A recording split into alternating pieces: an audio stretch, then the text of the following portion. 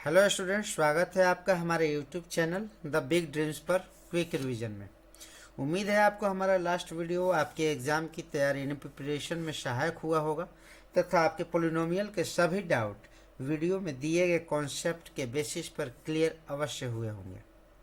इसी उम्मीद से हम आपके सामने फिर से class 10th chapter 3 linear pair of equation in two variable एक शॉर्ट में लेकर आए हैं, जो नवंबर 2021 से शुरू होने वाले फर्स्ट टर्म एग्ज़ाम में आपको अच्छा स्कोर करने में हेल्पफुल होंगे। आपसे निवेदन है कि वीडियो पसंद आने पर आप वीडियो को शेयर और लाइक करें तथा सब्सक्राइब करें। धन्यवाद। Now let's go with new chapter revision, chapter number 3 linear pair of equation in two variables in one shot. सबसे पहले डियर स्टूडेंट्स, हम देखेंगे कि linear pair of equation in two variables कह रहा है, तो लीनियर पेयर ऑफ इक्वेशन है क्या। तो लीनियर पेयर ऑफ इक्वेशन की अगर हम बात करें तो जनरली इसमें क्या होता है, डिग्री जो होती है वो 1 होती है। डिग्री कितनी होती है अलजेब्रिक एक्सप्रेशन की? 1 होती है। लास्ट वीडियो में हमने पोलिनोमियल में इसके बारे में पढ़ा था कि लीनियर है क्या, लेकिन अब यहाँ पर हम देखेंगे कि 2 वेरिएबल्स दिया हुआ है। कितना वेरिएबल्स दिया हुआ है, यानी लाइक्स हम 2 वेरिएबल्स हम कुछ भी मान सकते हैं, लाइक्स मैंगो, एप्पल, 2 चीज़ें होगी। सीधी सी बात है, दोनों का नोटिफिकेशन जो होगा वो डिफरेंट होगा। अगर मैंगो को हम x कहेंगे तो एप्पल को हम y कहेंगे। हम 2 + 3 तो ऐड कर सकते हैं, 2 3 कितना हो गया 5। लेकिन अगर आपसे कुछ पूछ दिया गया कि 2 mango + 3 bananas, 2 mangoes + 3 bananas, how many mangoes, how many mangoes. तो हमारा आंसर क्या होगा? बहुत सारे बच्चे बोलेंगे अगर 2x और 3y ऐड करने के लिए बच्चों को कह दिया जाए कि आप ऐड कीजिए 2x + 3y, तो बच्चों का, बहुत सारे बच्चों का आंसर होता है 5xy। डियर स्टूडेंट्स, गलत है ये। 5xy कभी हो ही नहीं सकता, क्योंकि x अलग वेरिएबल है, y अलग वेरिएबल है।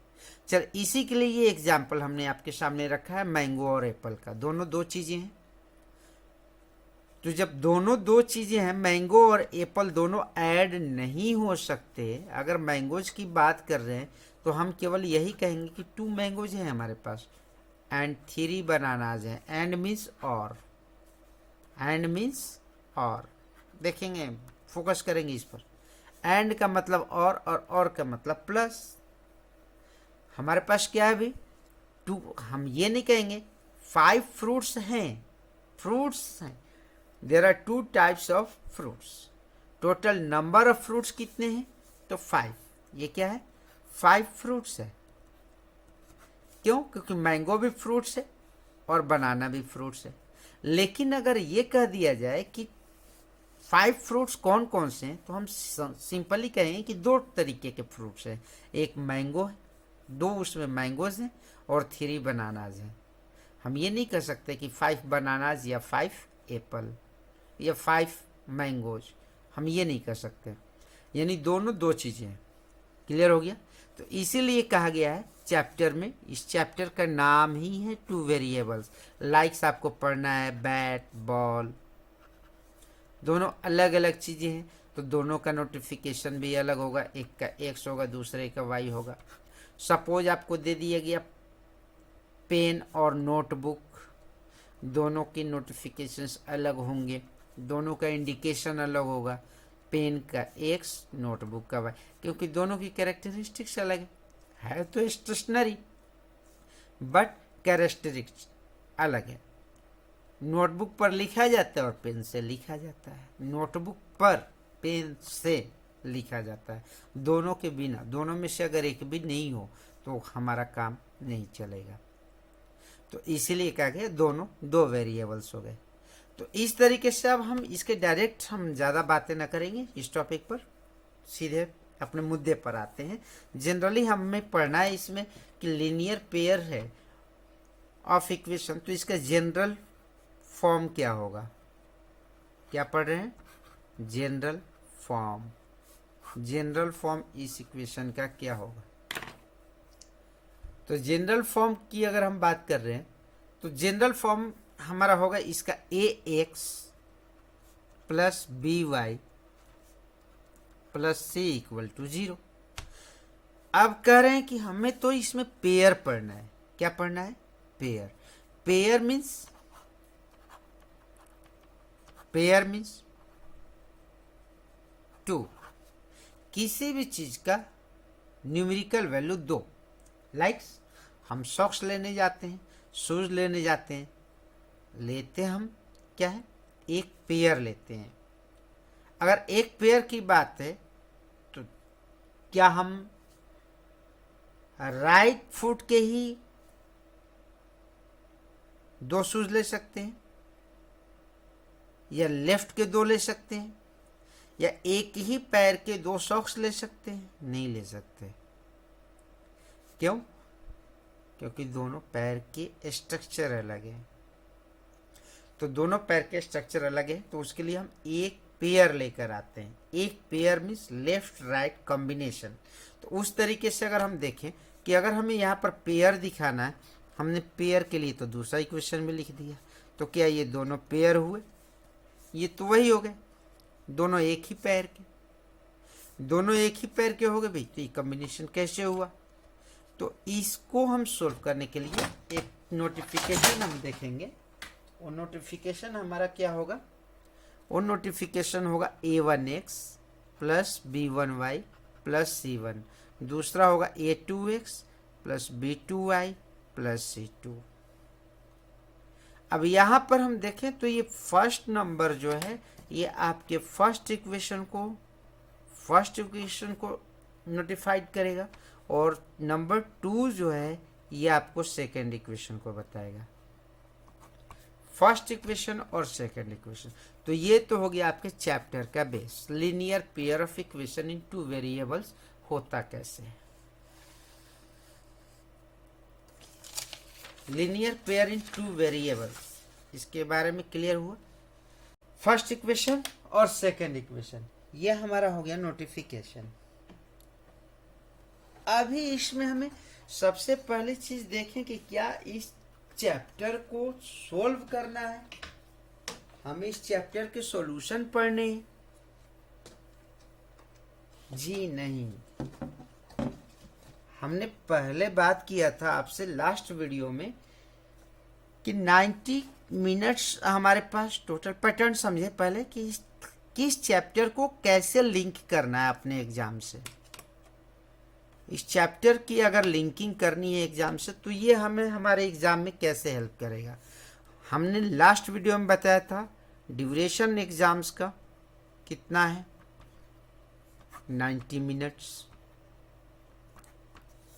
क्वेश्चन कितने आस्किंग होंगे, क्वेरी होंगे नियर अबाउट 50। हमें अटेम्प्ट कितने करने हैं, 40। एलिमिनेट कितने करने हैं, एलिमिनेशन कितने का होगा, नियर अबाउट 10 क्वेश्चंस। ये हमें एलिमिनेट करना है।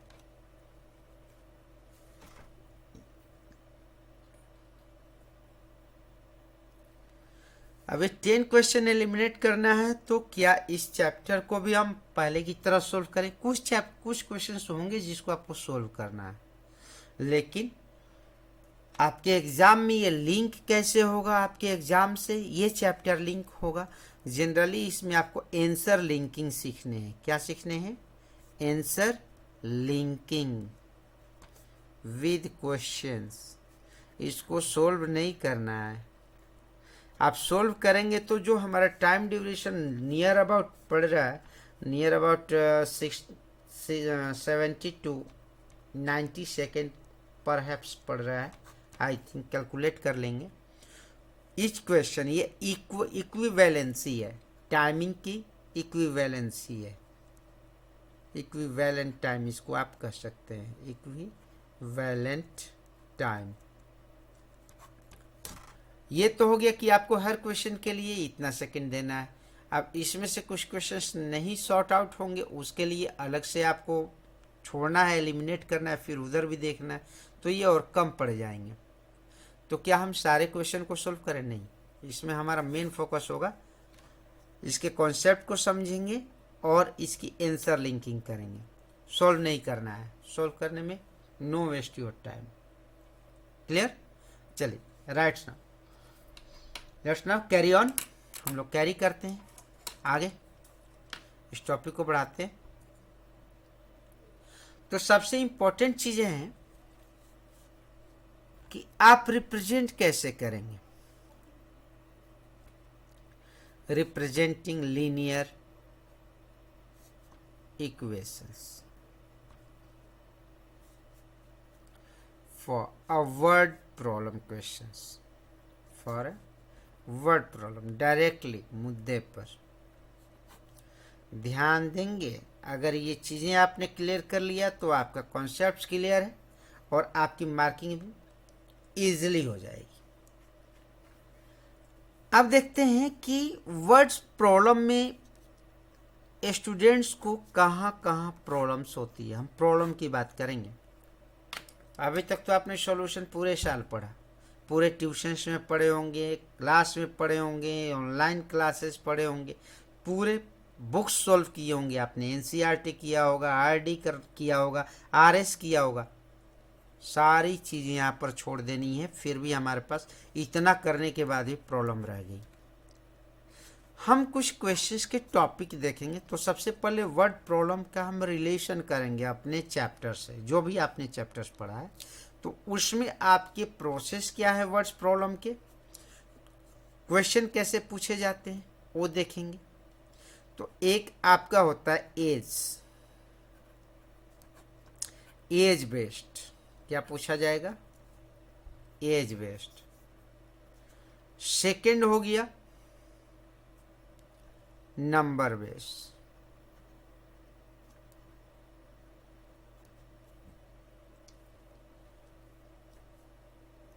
थर्ड डिस्टेंस, स्पीड और टाइम। डिस्टेंस, स्पीड और टाइम, इन सारे टॉपिक्स को हमें समझना है। वर्ड्स प्रॉब्लम्स के कुछ कंडीशंस, कॉन्सेप्ट्स देखने हैं हमें। क्या देखने हैं? कॉन्सेप्ट्स भी देखने हैं। चलिए कॉन्सेप्ट्स क्लियर करने हैं इसके, कैसे करेंगे? तो सबसे पहले कुछ नॉर्मल हम कंडीशंस देखेंगे। क्या? नॉर्मल कंडीशंस फॉर सॉल्यूशन हम कंप्लीट देखेंगे इसमें। तो सॉल्यूशन के लिए हम नॉर्मल कंडीशन क्या देखेंगे? तो सबसे पहले इक्वल साइन होता है, इक्वेशन में इक्वल साइन होता है। अब इक्वेशन के अंदर सपोज है a x plus b y plus c one, जो आपने अभी जनरल फॉर्म में पढ़ा। सी क्या है? कांस्टेंट टर्म है। ए वन ए टू क्या है? एक्स के कोएफिशिएंट है दोनों इक्वेशन के। बी वन बी टू क्या है? वाई के कोएफिशिएंट हैं दोनों इक्वेशन में। सी वन और सी टू क्या है? तो सी वन जो है फर्स्ट टर्म का कांस्टेंट टर्म है और सेकंड सी टू जो है सेकंड इक्वेशन का कांस्टेंट टर्म है। तो सबसे पहले तो हम जो भी इसमें नॉर्मल हम देखें, 6th-7th स्टैंडर्ड में पढ़े हैं, अभी हम 10th की बात नहीं कर रहे हैं, 6th-7th स्टैंडर्ड, 6th-7th स्टैंडर्ड में जो हमने सॉल्यूशन किया है। तो सबसे पहले हम क्या करते हैं? स्टेप फर्स्ट की अगर हम बात करें तो ट्रांसफर करते हैं हम, ट्रांसफर करते हैं किसको? 6 7 के स्टैंडर्ड के बेसिस पर। तो ट्रांसफ़र करते हैं वेरिएबल को one side, variable terms one side, numeric value यानी constant term other side, constant term. और जनरली ये जो होते हैं प्लस और माइनस साइन वाले होते हैं। सबसे पहला काम है हमें प्लस और माइनस साइन को एक दूसरी तरफ इक्वल के मूव ऑन करना। सेकंड, मल्टीप्लाई और डिवाइड को इंटरचेंज करते हैं। ये क्या है आपको सेकंड स्टेप।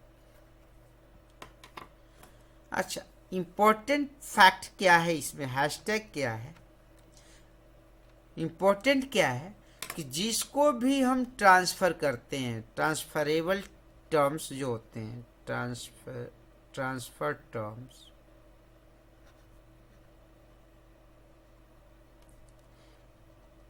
will write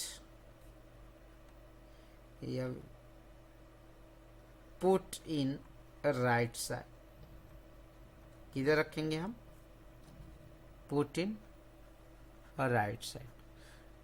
जिसको हम ट्रांसफ़र करेंगे जो टर्म वहाँ पर पहले से मौजूद है उसके बाद लिखेंगे।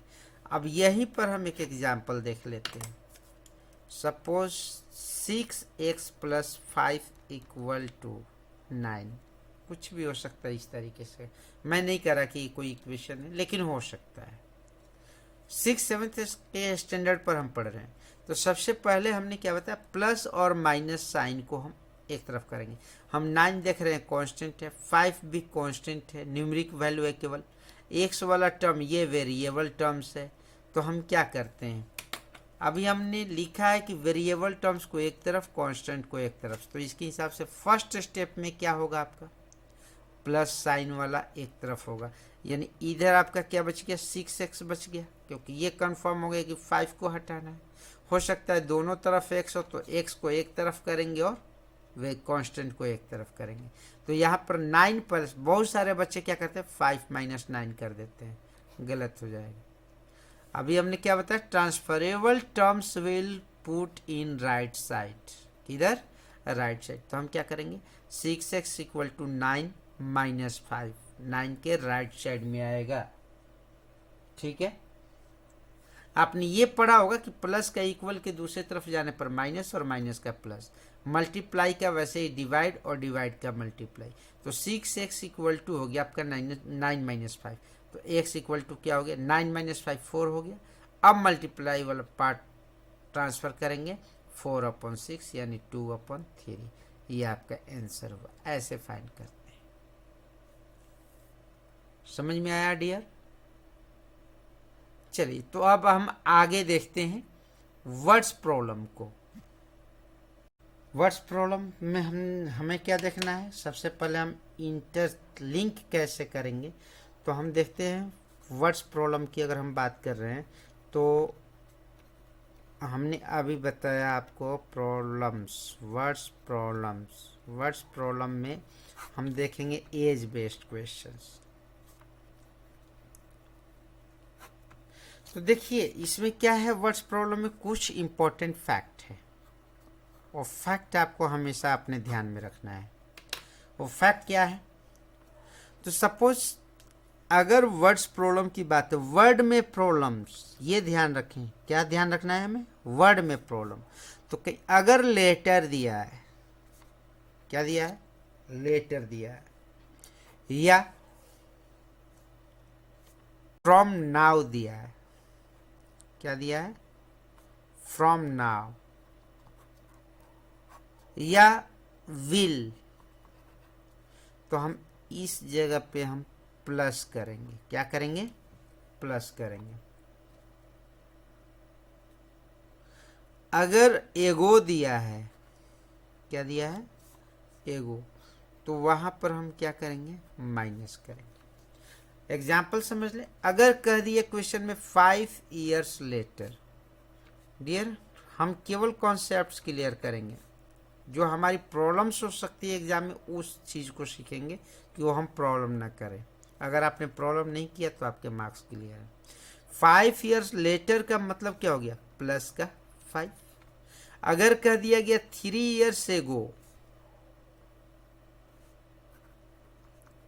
इसका मतलब क्या हो गया, -3। 3 ईयर्स एगो का मतलब -3। क्लियर, समझ में आया। अब कुछ और भी देखेंगे। अगर ट्वाइस दिया है तो हम क्या करेंगे, 2 टाइम्स मल्टीप्लाई बाई 2, इसका मतलब हुआ 2 टाइम्स। थ्राइस देगा क्वेश्चन में, थ्राइस दिया, इसका मतलब मल्टीप्लाई बाई 3, थ्राइस। इसके बाद तो आपको पता है 4 टाइम्स, इसके बाद टाइम्स चलता है, क्या चलता है, टाइम्स, इसका मतलब multiply by 4, 5 times multiply by 5। अगर 2/3 अगर लिख दिया गया 2/3 तो आप क्या करोगे, बच्चे दिक्कत में आ जाते हैं। 2/3 का मतलब क्या हो गया बेटा, ये जो है कंप्लीट होल नंबर से, यानी 2, और जो इसको हम कहेंगे ऑर्डिनल नंबर, क्या कहेंगे, ये ऑर्डिनल नंबर होता है, ऑर्डिनल नंबर। और ये हमेशा क्या बताता है, पोजीशन बताता है, पोजीशन बताता है। इसका मतलब क्या हो गया, ये डिनोमिनेटर से 2/3। अगर कोई कह दिया 1/4, क्या कह दिया, 1/4, इसका मतलब क्या हो गया, 1/4। तो एक चीज, ये जितनी भी यहां से जो प्रोसेस करते हैं नॉर्मली, ये जितनी भी प्रोसेस करेंगे, सीधी सी बात है, एक टर्म्स बड़ा होगा, दूसरा टर्म्स छोटा होगा। लाइक्स मान लीजिए कि क्वेश्चन में दिया है फादर एंड सन, सपोज क्या दिया है, फादर एंड सन, दोनों अलग अलग चीज, फादर और सन दोनों का रिलेशन क्या होगा, क्या हो सकता है, एक्सप्रेशन, एल्जेब्रिक एक्सप्रेशन के तौर पर देखें तो क्या है, दोनों अलग अलग चीजें, भाई ब्लड रिलेशन है, फादर है और सन है, लेकिन फादर क्या है, ये एक्स होगा, ये वाई होगा, क्योंकि दोनों कभी भी सेम नहीं हो सकते। गुण मिल सकते हैं, ब्लड मिल सकता है, फेस का कोई पार्ट, आँख का नाक मिल सकता है, लेकिन दोनों सेम नहीं होंगे। अभी हमने बताया था जब दोनों सेम नहीं होंगे तो 2 वेरिएबल्स है। अब आप बताइए, इसमें नॉर्मल क्वेश्चन से ही आप छोटा सा बच्चा भी बता देगा।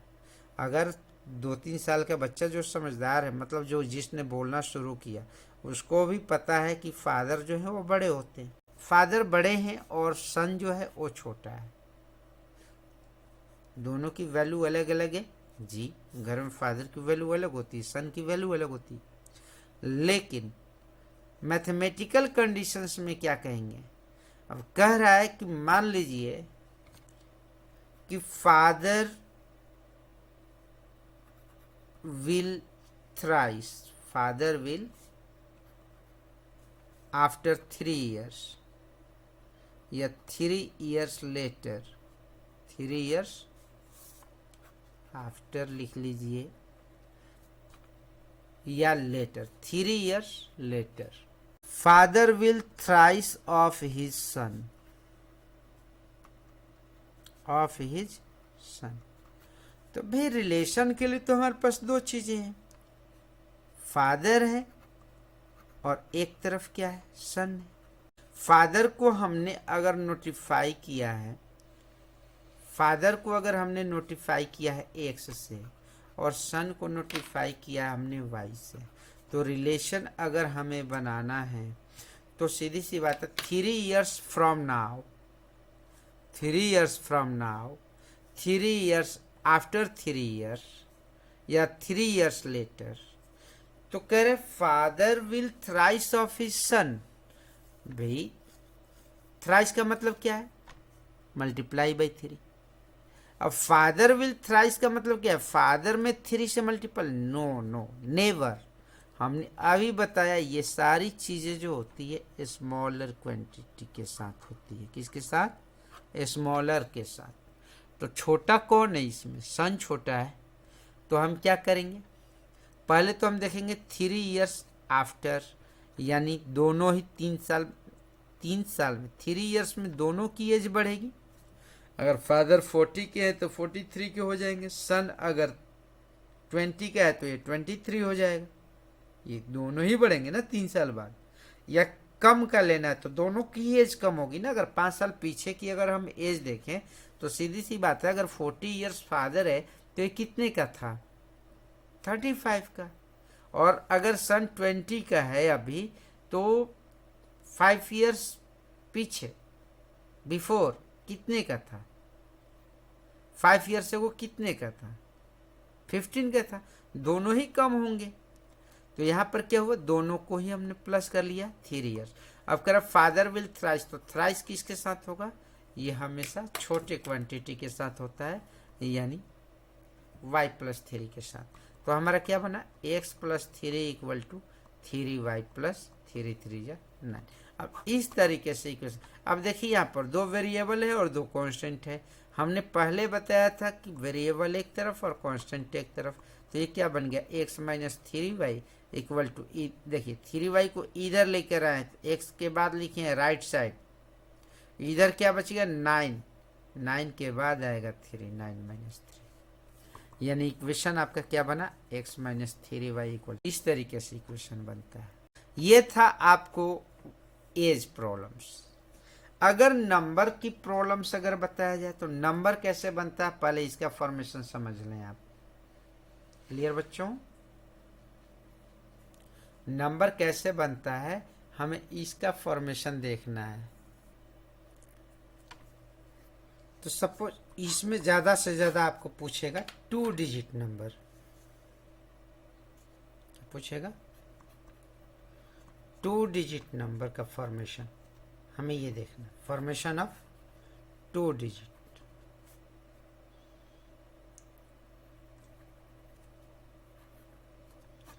Formation of 2 digit number.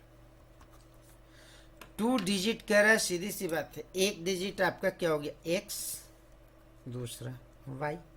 Example से समझिए, आपने पढ़ा, सपोज हमने एक 2 डिजिट नंबर ले लिया 25। 2 डिजिट नंबर हमने ले लिया 25। तो डिजिट है हमारा 2 और 5। 2 डिजिट नंबर में प्लेस वैल्यू होते हैं। ये हमारा क्या है, 5 क्या है, वंस प्लेस, 2 क्या है, टेंस प्लेस। अब इसकी पोजीशन है ये वंस और टेंस, तो ये नंबर बना कैसे, ये नंबर हमारा बना कैसे।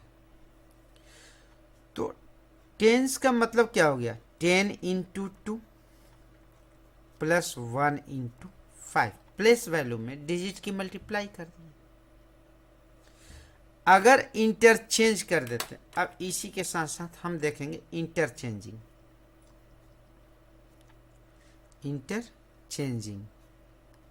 तो इंटरचेंजिंग किए तो हमारा नंबर कैसे बना, 25 क्या है तो क्या हो जाएगा 52, सेम है, डिजिट तो वही है।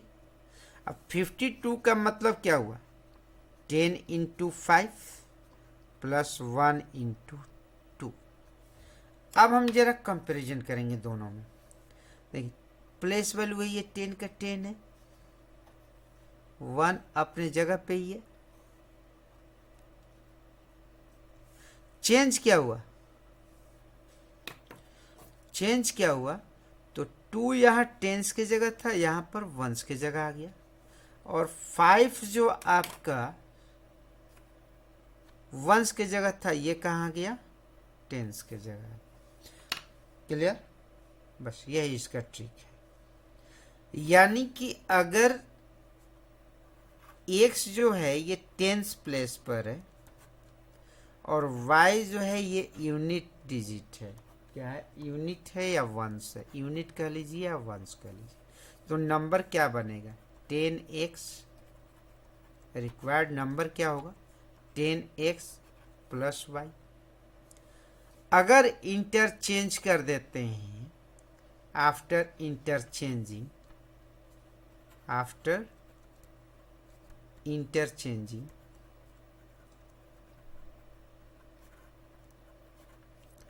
तो ये क्या हो जाएगा, 10y प्लस एक्स। केवल x और y ही चेंज होंगे, प्लेस वैल्यू चेंज नहीं होता है। क्लियर। अब इसमें दे देगा। अब आफ्टर इंटरचेंजिंग का मतलब क्या है, ये आपका ओरिजिनल नंबर होता है। क्या होता है, ओरिजिनल नंबर। और ये क्या होता है, 10, ये आपका न्यू नंबर हो गया। अब क्वेश्चन कभी दे देगा कि ओरिजिनल नंबर,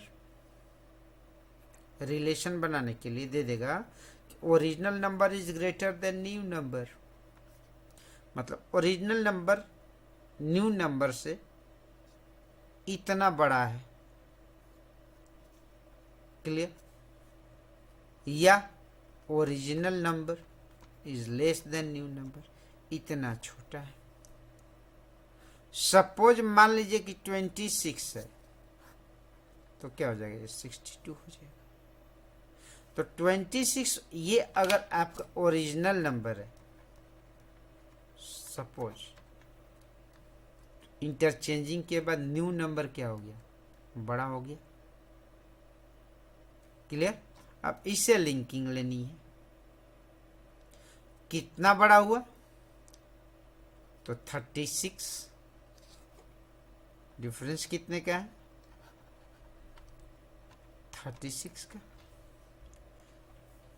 रिलेशन एक क्या बन रहा है, सम ऑफ डिजिट कितना बन रहा है, इसी से इंफॉर्मेशन निकालते हैं हम।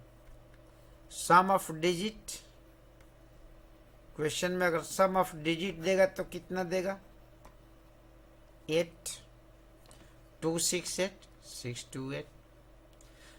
अगर हम इसके नंबर को इंटरचेंज कर देते हैं, इंटरचेंज का मतलब वंस टेंस की जगह टेंस वंस की जगह, तो new number is exceed by 36 then original number. नया नंबर ओरिजिनल नंबर से 36 बड़ा हो जाता है। या अगर यही देता है कि 68 and after interchanging the new number is decrease by 36, नया नंबर 36 कम हो जाता है, यानी आपका ओरिजिनल नंबर ये हुआ। तो ये इंटरचेंजिंग लिंकिंग है। क्या है, ये लिंकिंग है। ऐसे आप इसको सोल्व नहीं करना कि 10x प्लस वाई 10y, इसको आपको डायरेक्ट आंसर से इसको लिंक करना है। एज में अगर क्वेश्चंस निकालने हैं, सपोज एज में अगर क्वेश्चन आपको निकालने हैं, और सपोज मान लीजिए कि आपके क्वेश्चंस में दे दिया है son and father, son and father, सीधी सी बात है, एक्स हो गया, ये वाई हो गया। अब आपको रिलेशन दे दिया कि father is 4 times, father is right now percentage, क्या है, percentage father is 4 times. Question, father कितना है, 4 times of sun.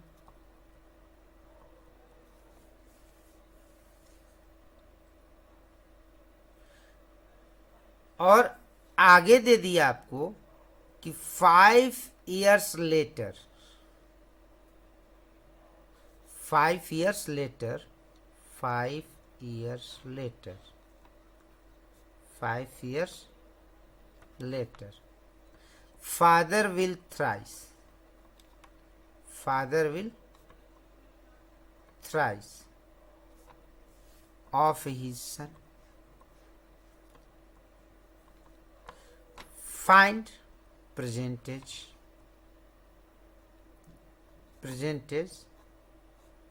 of both, दोनों की आपको परसेंटेज निकालनी है। और ऑप्शन आपको दे दिया, मान लीजिए ए ऑप्शन है 832, यानी पहले सन फादर, बड़ा है वो फादर। बी है, ऑप्शन बी दे दिया 1040, सी दे दिया 1248 एंड डी दे दिया 1560। अब आप क्या करोगे, क्या कर सकते हो आप? तो आप मानोगे कि फादर की, स्टूडेंट की एक्स, फादर की वाई। अब इक्वेशन आप सोल्व करना शुरू करोगे। फादर है, ये फादर की हमने एक्स मान लिया, एक्स लेट कर लिया, तो सन की वाई, क्योंकि भाई दो वेरिएबल है। अब क्वेश्चन बना दी है कि फादर इज 4 टाइम्स, यानी एक्स इक्वल टू 4y। मैंने बोला था मल्टीप्लाई किस में करेंगे, छोटे वाले में, क्योंकि इक्वल कर रहे हैं ना। बड़े में अगर इक्वल करेंगे तो बड़ा तो और बड़ा हो जाएगा, फादर तो और ज्यादा एज हो जाएगा। तो रिलेशन हमें इक्वल की दिखानी है, तो क्या करेंगे, जो भी वर्क करना होगा ये छोटे में करना होगा। तो एक तो क्या बन गया, x minus 4y equal to 0। Second equation आपका क्या बन गया, 5 ईयर्स लेटर, मान लीजिए कि फादर का एक्स है और वाई है सन का। कह रहा 5 ईयर्स लेटर का मतलब क्या हो गया, एक्स प्लस 5 सन का, वाई प्लस 5, दोनों ही 5 साल जुड़ेंगे ना, दोनों में ही ऐड होगा, क्योंकि 5 साल की उम्र दोनों की बढ़ेगी। अब रिलेशन क्या हो गया, हमने छोटे में 3 से मल्टीप्लाई कर लिया, कर रहा है फादर विद थ्राइस, तो छोटे में 3 से करेंगे। अब आप इक्वेशन बनाओगे, सोल्व करोगे, नहीं करना है भाई बॉस। 8 4 जा 32, 10 4 जा 40, सारे 4 टाइम्स हैं। 5 ईयर्स लेटर कर रहा है, 5 years later, sorry 5 years later का मतलब क्या हो गया, 8 5 13, 32 5 37, नहीं हुआ। 13 और 37 का थ्राइस का रिलेशन ही नहीं है। 15 और 45, 15 3 जा 45, तुरंत ऑप्शन क्या करेंगे, डी, प्लस 5 क्लियर दिख गया यहाँ पर, 3 टाइम्स आंसर। ये है आंसर लिंकिंग, इसको हम क्या कहेंगे, answer linking. Clear, numeric value समझ में आया, ये समझ में आया। फ्रैक्शन से नॉर्मली क्वेश्चन पूछता है, फ्रैक्शनल, तो फ्रैक्शन क्या हो गया, एक्स अपॉन वाई, इसका भी लिंक करेंगे। जो आंसर देगा, जो रिलेशन देगा, न्यूमरेटर डिनोमिनेटर का कितना है, -1 कर दिए, इसमें +1 कर दिए, कितना हो गया, तो ये देख लेंगे, तुरंत लिंकिंग देख लेंगे, क्वेश्चन से इसकी लिंकिंग क्या है वो आंसर करेंगे। क्लियर। अब आते हैं डाउन स्ट्रीम और up stream. Distance time speed में नॉर्मल पूछता है, ट्रेन वगैरह का, सीधी सी बात है। फोकस आपको जितने भी अगर टाइम, डिस्टेंस स्पीड और टाइम वाले क्वेश्चंस हैं पेपर में, डिस्टेंस स्पीड एंड टाइम, तो इसको कैसे करेंगे। तो डिस्टेंस स्पीड टाइम में जनरली हम टाइम के रिलेशन से इक्विवेलेंट करते हैं, क्योंकि डिस्टेंस तो भाई आना और जाना दो जगह है, ए से बी पर गए, बी से ए पर गए, दिल्ली से लखनऊ, लखनऊ से दिल्ली, ऐसा तो है नहीं कि जाने में किलोमीटर बढ़ जाएगा और आने में कम हो जाएगा, इक्वल होगा। तो जनरली हम टाइम लेते हैं, टाइम इक्वल टू क्या है, distance upon speed, distance upon speed, इससे रिलेशन करेंगे दोनों का। दो चीजें, एक फास्ट ट्रेन है यानी एक्सप्रेस ट्रेन, और दूसरी क्या है, पैसेंजर ट्रेन है। पैसेंजर यानी लोकल, सीधी सी बात है। फास्ट ट्रेन की टाइमिंग क्या होगी, लेस होगी पैसेंजर से। क्लियर। तो अगर हम टाइम को वर्ड्स प्रॉब्लम में करेंगे तो क्या करेंगे,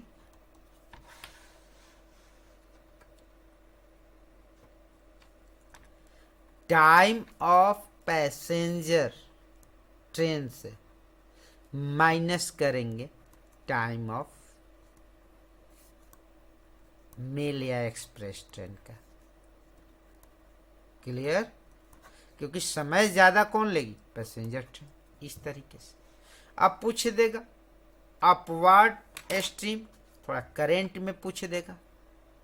करेंट मीन्स स्टिल वाटर में कोई बोट चल रही है, तो थोड़ा सा करेंट में देखेंगे, यानी स्पीड वगैरह बेसिस पर।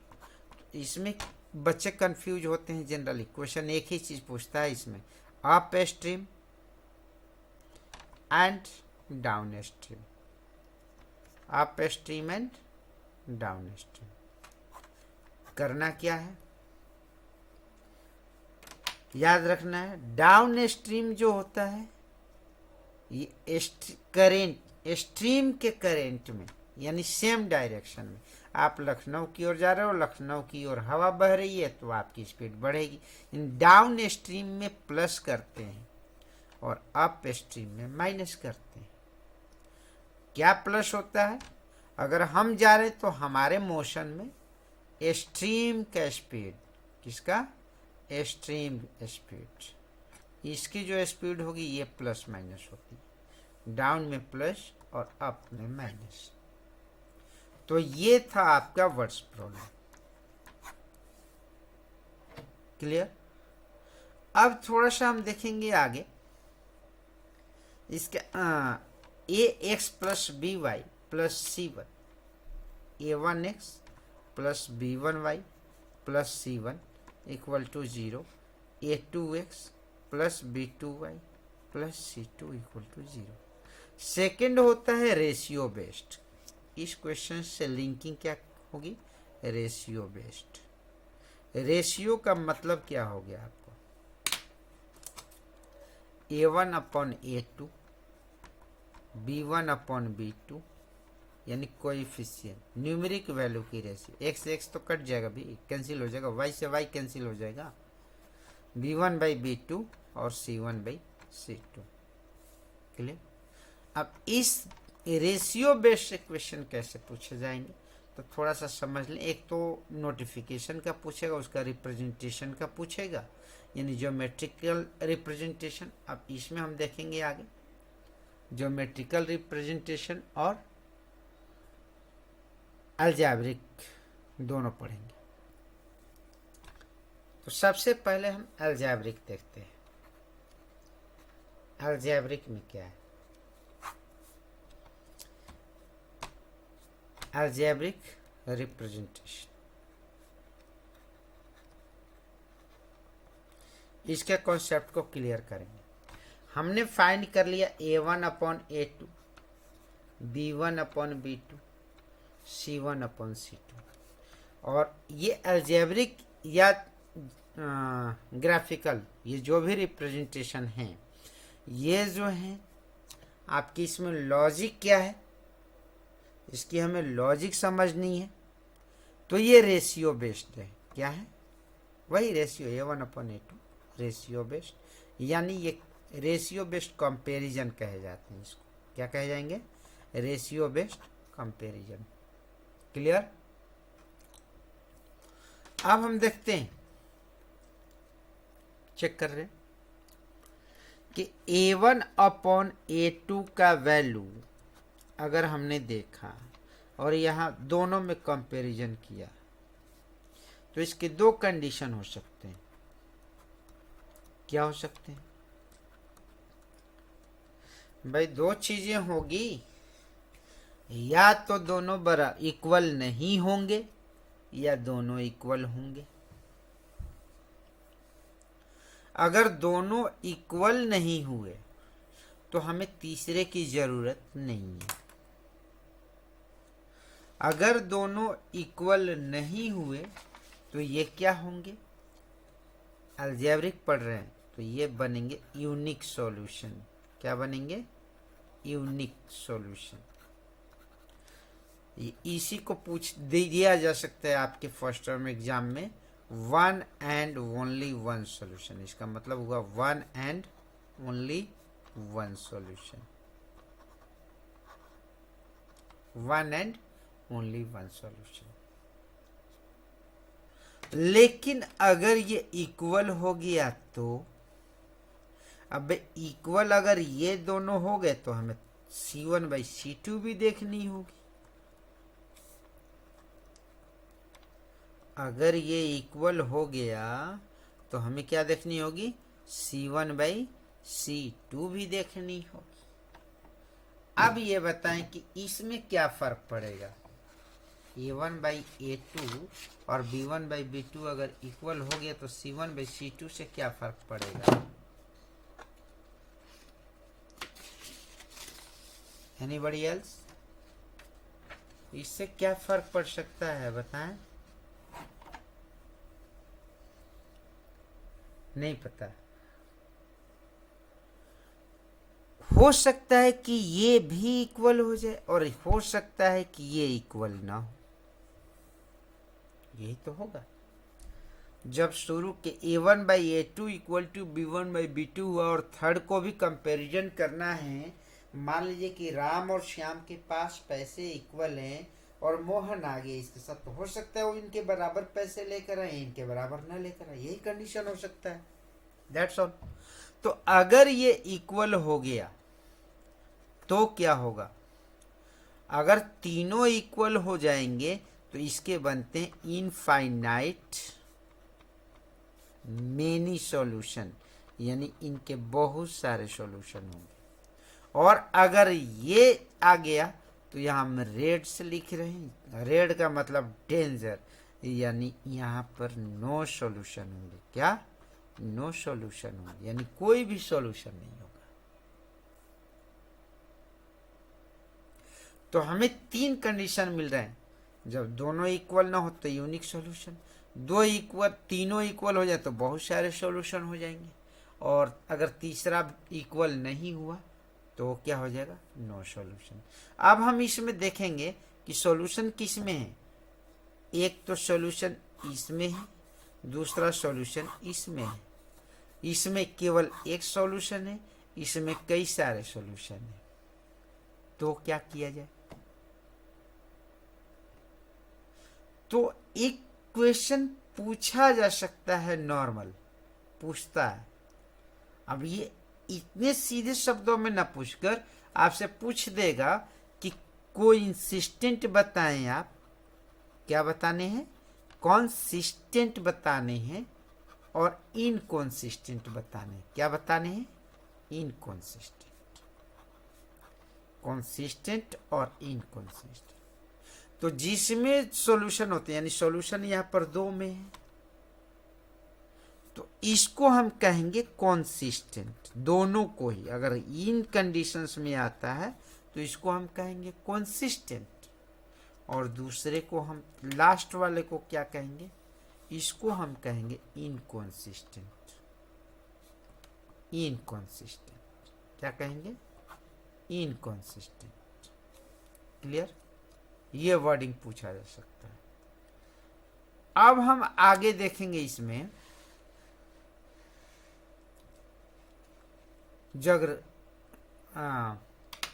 ग्राफिकल। आगे क्या देखना है हमें? ग्राफिकल। ग्राफ पर क्या होगा? बिना ग्राफ बताए बताना है, वर्ड्स प्रॉब्लम है। ग्राफिकल रिप्रेजेंटेशन क्या है? तो फर्स्ट में अगर हम देखें, हमने 3 कंडीशन पढ़ा।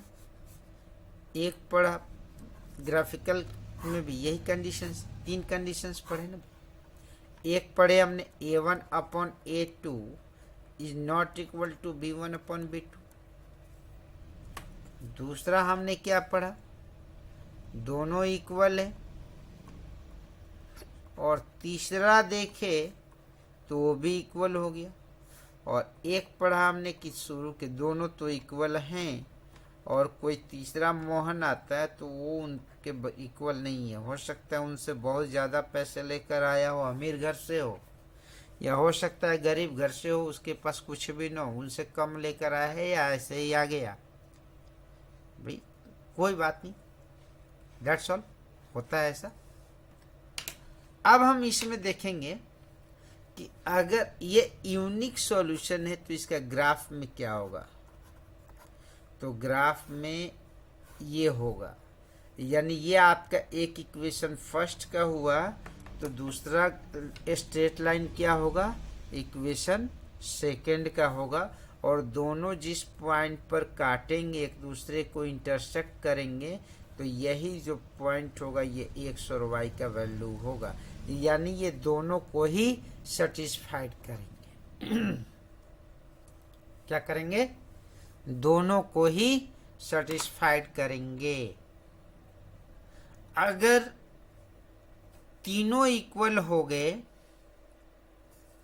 तीनों इक्वल हो गए, तो उस कंडीशन में क्या कहा जाएगा, इसको हम कहेंगे डिपेंडेंट।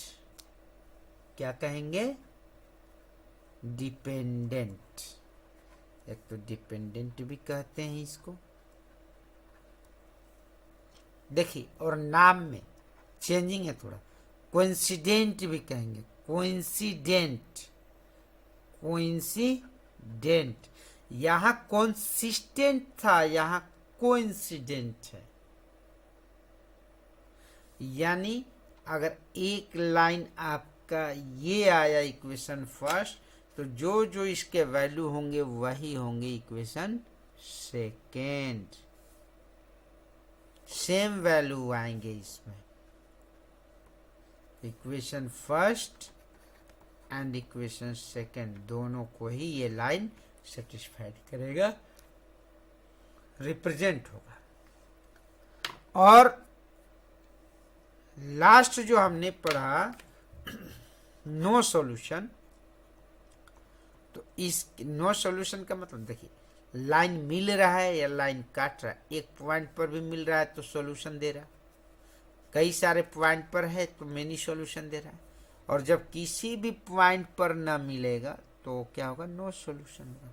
यानी इसमें क्या होता है, पैरेलल होता है। क्या होता है, पैरेलल होता है। बाकी इस चैप्टर से जितने भी अभी और भी पढ़ने हैं, एलिमिनेशन पढ़ना है, सब्स्टिट्यूशन पढ़ना है, क्रॉस मल्टीप्लिकेशन पढ़ना है, we don't care.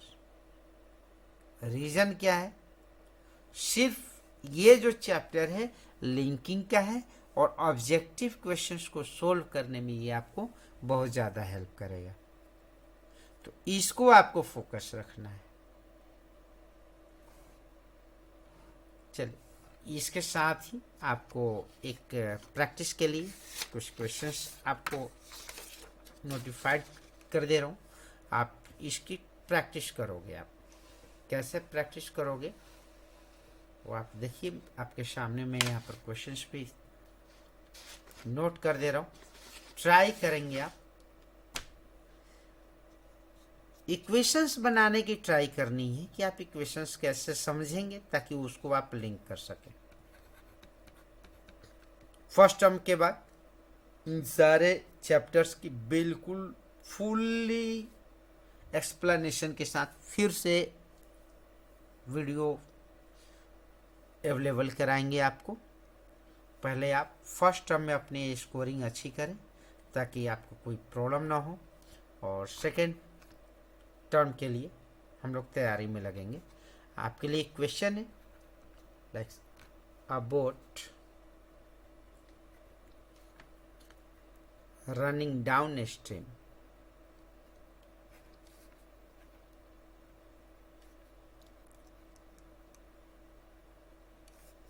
cover a distance of 20 kilometer in 2 hours, while for covering the same distance upstream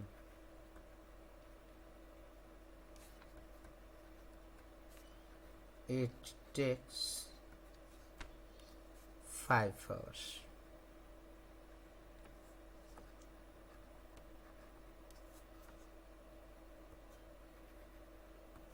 What is the speed of the boat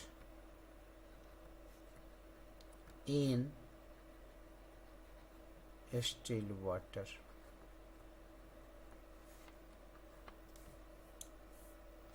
clear?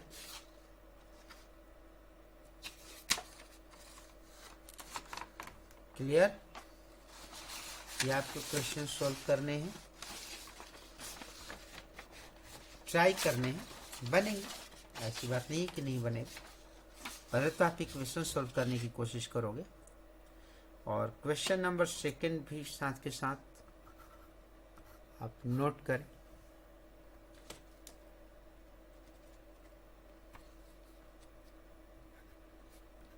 A boat running upstream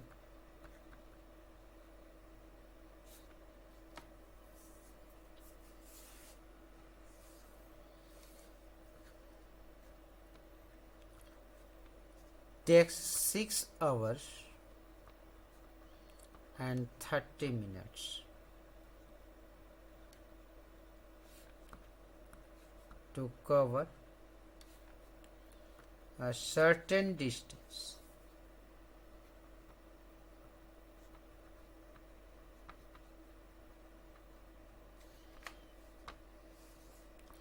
While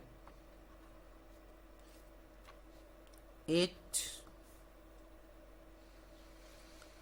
takes 3 hours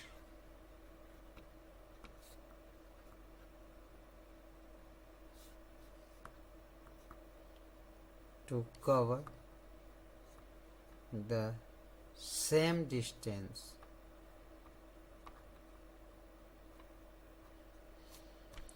running downstream.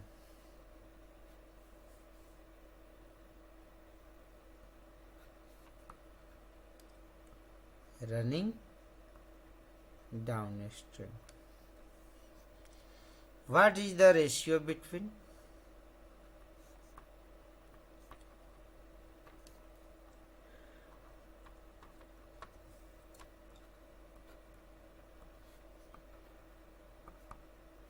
the speed of the boat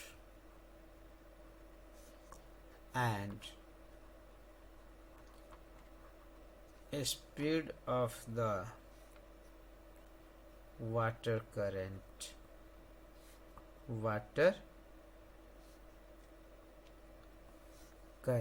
respectively.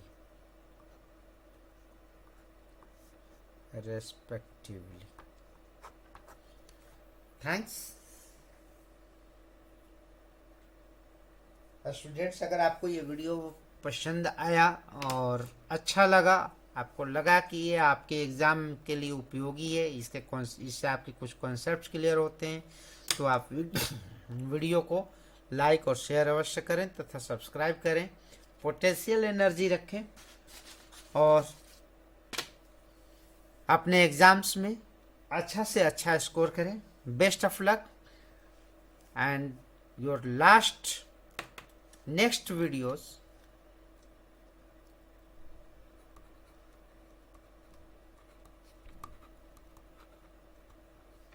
next video will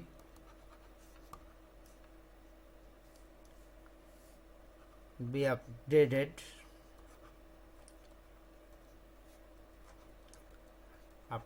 soon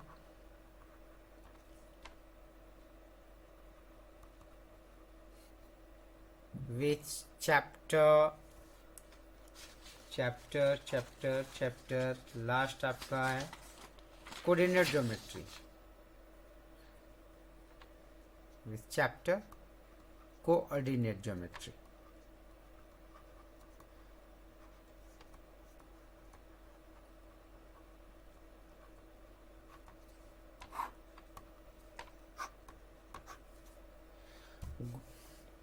Good luck and bye. Please subscribe this channel for keeping potential. Okay, bye.